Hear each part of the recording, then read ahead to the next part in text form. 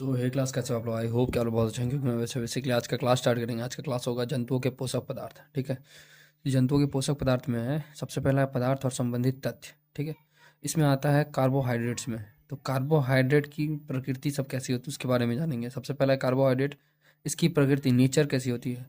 Carbon, hydrogen तथा oxygen की एक निश्चित अनुपात 1:2:3 में मिलने से बना कार्बनिक यौगिक होता है कार्बोहाइड्रेट। इसमें क्या क्या रहता है? कार्बन रहता है, हाइड्रोजन रहता है और ऑक्सीजन, तीनों मिक्स रहता है। फिर इसका आधार सूत्र होता है CH2ON, O का होल N।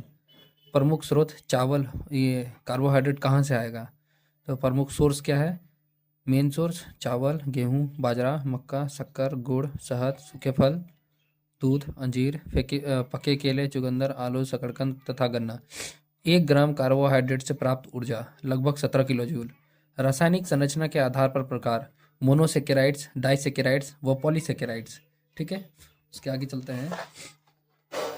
फिर इसमें दिया है आपका मोनोसेकेराइड्स, सबसे सरल कार्बोहाइड्रेट्स। उदाहरण पेंटोस जैसे राइबोस होता है, और दूसरा ट्रायोस जैसे गिल्सर गिल्सर डिहाइड होता है। उसका तीसरा है हेक्सोस, हेक्सोस का होता है जैसे ग्लूकोज, फ्रक्टोज, गैल्क्टोज। चौथा आता है टेट्रोस, टेट्रोस में आता है जैसे इरिथ्रोस।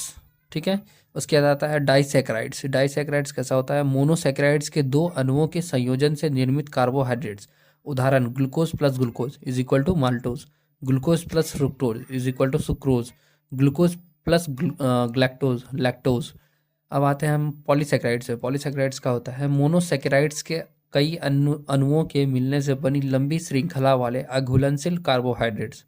ठीक है, उदाहरण सेल्यूलोज एवं ऑर्थोपोडा के बाह्य कंकाल में मिलने वाले कार्बोहाइड्रेट्स। कार्बोहाइड्रेट्स के प्रमुख कार्य, इसका जो मेन कार्य होता है, काम जो होता है, ऑक्सीकरण द्वारा शरीर की ऊर्जा की आवश्यकता का पूरा करना। किससे करना? ऑक्सीकरण से। शरीर में भोजन संचयन के समान कार्य करना, न्यूक्लिक अम्लों का निर्माण करना तथा अन्य पदार्थों के निर्माण के लिए कच्चे पदार्थों के रूप में कार्य करना, विटामिन सी का निर्माण करना, जंतुओं के बाह्य कंकाल का निर्माण करना। ठीक है, चलिए अब मिलेंगे, यहाँ तक देखने मिलते हैं। Thank you so much, bye bye, take care, जल्द मिलते हैं आगे।